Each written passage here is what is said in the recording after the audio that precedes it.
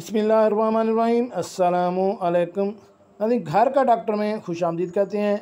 आज की हमारी इस वीडियो का मौजू है बहुत ही अहम मालूमाती मौजू कि करंट लगने वाले मरीज़ को अगर मट्टी में दबाना हो तो कैसे या किस हद तक दबाया जाए। तो नाज़रीन, शुरू करते हैं आज की वीडियो। नाज़रीन, अवामी आगाही मुहिम। नाज़रीन, बिजली के करंट लग जाने वाले मरीज़ को मट्टी में दबाना नासमझी और बड़ी बेवकूफ़ी है। जिस तरह बिजली के तार को काटने से दूसरे टुकड़े में कोई करंट बाकी नहीं रहती, इसी तरह इंसान के जिस्म में भी कोई करंट मौजूद नहीं होता। लिहाजा आवाम से गुजारिश है कि अगर आपके सामने किसी को करंट लग गया है तो उसके बजाय रेत में या मट्टी में दबाने से ऐसे मरीज़ को जल्द से जल्द करीबी अस्पताल शिफ्ट करें।